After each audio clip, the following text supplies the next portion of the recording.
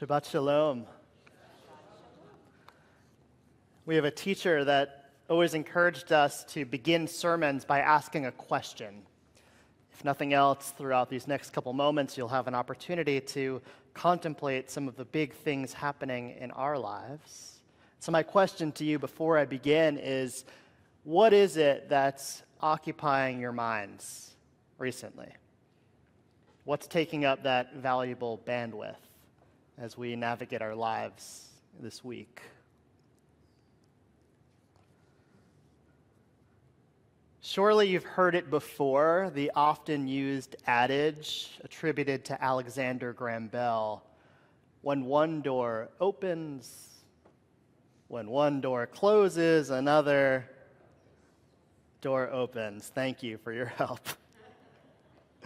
Fitting for this time of year, isn't it? The end of summer with Labor Day weekend upon us means the end of the traditional summer off-season. I'm learning, though, that while we experience less of the seasonal shift here in Florida, Labor Day still marks a transition from summer's looser pace to the busier rhythm of fall. With the close of summer comes the opening of a new season. For so many of our children and our grandchildren, the end of August and early September means back to school. How many of our Facebook and Instagram feeds were full with back-to-back posts of that first day? For us, it was kindergarten and preschool or college or anywhere in between. Here, too, our team opened religious school last week. We have more students enrolled this year than we have in recent years. And next week, we are very excited to open our brand new religious school program for preschoolers. There is a particular energy in the building around this time of year, as our staff prepare not only for season, but for the quickly approaching High Holy Days, Rosh Hashanah and Yom Kippur, from Slichot through Simchat Torah and beyond. There are so many logistics to manage. But you don't have to work in a synagogue to know the preparations before the holy days.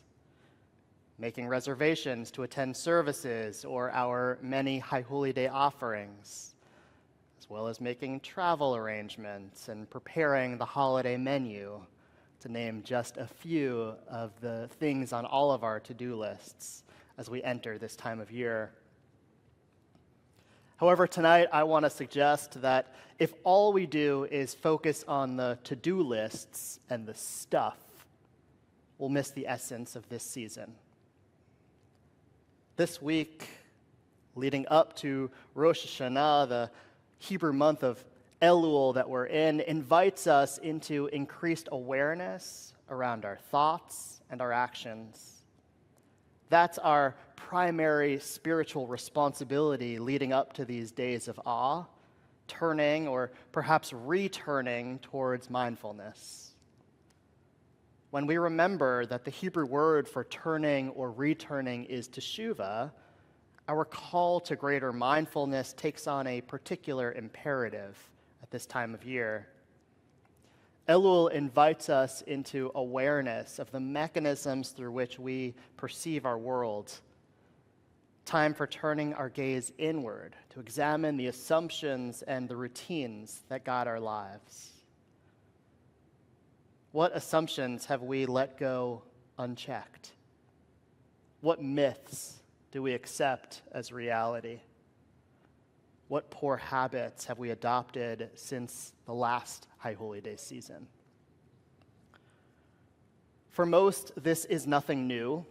Year after year at this time, our rabbis stand on the bima preaching a very similar sermon, as do rabbis around the world, urging service goers everywhere to engage in cheshbon hanefesh, this season's important work of introspection and teshuvah.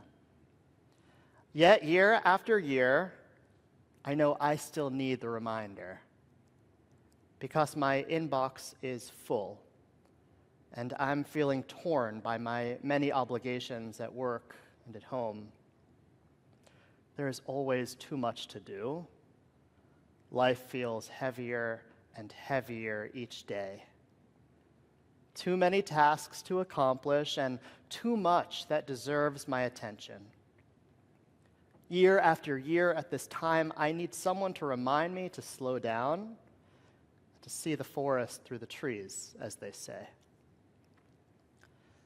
This week's Torah portion, Parshat Shoftim, alludes to the many distractions that could get in our way of this kind of introspection and soul work. In Torah, Moses explains that when the Israelite troops take the field against an enemy, the officials are to address the troops as follows. They should ask 3 questions. Is there anyone who has built a new house but has not yet dedicated it? Let him go home. Is there anyone who has planted a vineyard but has not yet harvested it? Let him go home. Is there anyone who has paid the bride price for a wife but has not yet married her? Let him go home too. A person in such a state of mind would be of little use in the army, our tradition tells us. He would be unable to focus on the task at hand and might even present a danger to his fellow soldiers. One modern scholar explains these deferments or exemptions are designed to permit a young soldier to complete the establishments of his home, and his livelihood, and his family first, the major anchors of our society. Rabbi Alan Liu teaches the idea of all of this seems to be that if we leave something incomplete, we fall into the state of mind the rabbis called treif da'at, a torn mind, a mind pulled in various directions. The truth is, a torn mind is not only dangerous on the battlefield, but in our everyday lives too. There could be serious consequences when we are pulled in so many directions, distracted by all of life's noise, getting stuck in the weeds. It's especially dangerous when we become unable to focus on our work, or even more, our relationships. Such a condition could manifest as a spiritual malady too, distancing ourselves from God and the life we wish to live. Fear not. 'Tis the season to reflect on our actions of the past year, noticing places where we've missed the mark and considering how we will do better next year. The month of Elul is a time for the difficult work of Cheshbon HaNefesh, taking an honest account of our souls. Our sages taught that one should set aside time each and every day during this month for quiet contemplation, of course, something that's easier said than done today. So perhaps instead of quiet meditation, for you, it means setting aside time to sit and drink your morning coffee with a bit of quiet. Maybe it's at the gym or on your way home from the office. Maybe it's at yoga, or you've adopted a meditation practice that you try to accomplish each and every day. Maybe you write out your thoughts or you share them with a close friend. What's important is that we each take the time to do this soul work. With the close of summer, the closing of one door, we're invited to step into Elul and the High Holy Days with higher purpose, to see beyond the to-do lists and all of the stuff, the minutia, and take a moment to quiet all the unnecessary noise, like an expanded Shabbos, if you will. Now is the time to ask ourselves, what unfinished business, what unnecessary complexity is making us treif da'at, of torn mind? What's tearing away our focus from the present tense reality of our experience? What's keeping us from deep emotional and spiritual connection to the people around us? To answer these questions, we must remove ourselves from the day's battles and find ways to quiet the distractions in order to tend to what is most important. And that is responding to the call of this new season. Shabbat Shalom.